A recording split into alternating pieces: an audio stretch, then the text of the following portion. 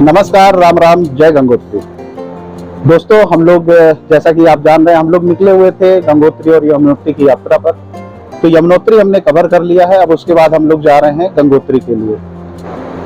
उत्तरकाशी और हर्सिल के बीच में ये जगह पड़ती है, भटवाड़ी। हम लोग यहाँ पर रुके थे। अब यहाँ से हम लोग गंगोत्री के लिए निकल रहे हैं। तो चलिए चलते हैं गंगोत्री के लिए।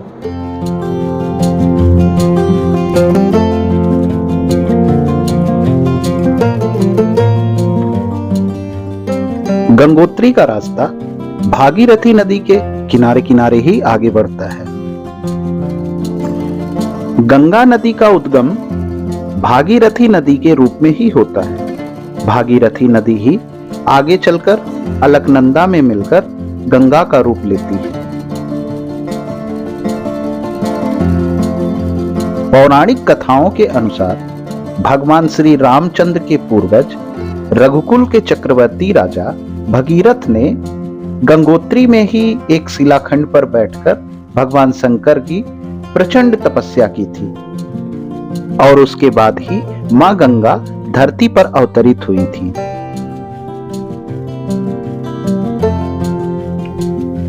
भटवारी से 43 किलोमीटर तथा गंगोत्री से 20 किलोमीटर पहले स्थित है हर्सिल। और हर्सिल प्रसिद्ध है अपने सेव के बागानों के लिए। पूरे उत्तराखंड में हर्सिल के सेव सबसे ज्यादा प्रसिद्ध हैं और यहाँ के सेव स्वादिष्ट भी बहुत हैं। हर्सिल का पहले नाम हरिशिला था। कहते हैं भागीरथी नदी की जलधारा को कम करने के लिए भगवान विष्णु ने यहाँ पर एक शिला के रूप में विराजमान होकर और भागीरथी नदी का वेग को कम किया था। बाद में अंग्रेजी अफसर फ्रेडरिक विल्सन ने इस जगह के नाम को हर्सिल कर दिया और तब से यह घाटी हर्सिल के नाम से जानी जाने लगी। हर्सिल वैली भागीरथी नदी के किनारे स्थित घने देवदार जंगलों के बीच एक छोटा सा हिल स्टेशन है और यहीं पर मशहूर फिल्म राम तेरी गंगा मैली की शूटिंग भी हुई थी।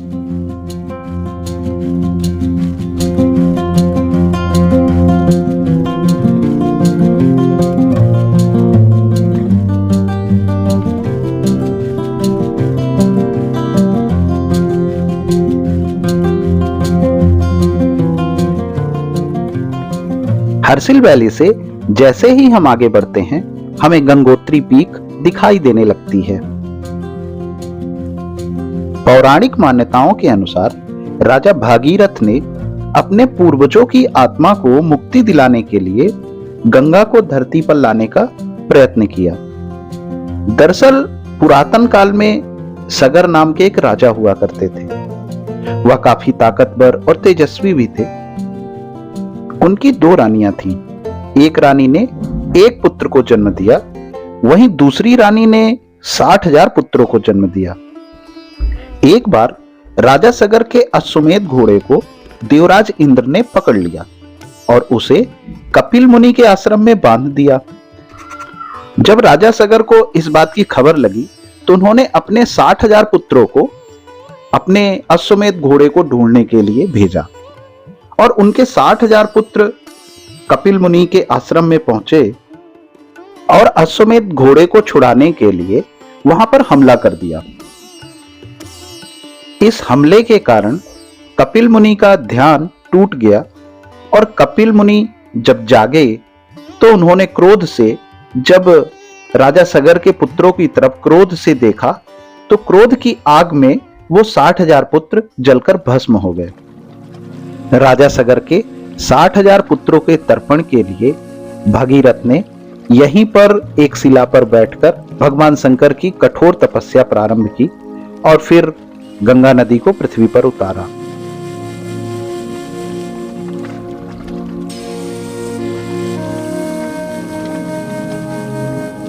पहले यहां पर मंदिर नहीं था। यहां पर सिर्फ मां गंगा नदी की ही जलधारा की पूजा होती थी और भागीरथी शिला में 4 महीने के लिए कुछ आसपास के गांवों से मूर्तियां लाई जाती थी और तीर्थ यात्रा के समय उनकी पूजा अर्चना की जाती थी। बाद में शीतकाल में वापस उन मूर्तियों को गांवों में वापस रख दिया जाता था। 18वीं सदी में यहां पूजा करने वाले पुजारियों के अनुरोध पर गढ़वाल के गोरखा सेनापति अमर सिंह ने इस मंदिर का निर्माण भागीरथी शिला के ऊपर करवाया। बाद में 20वीं सदी में जयपुर के राजा माधो सिंह द्वितीय ने इस मंदिर का जीर्णोद्धार कराया।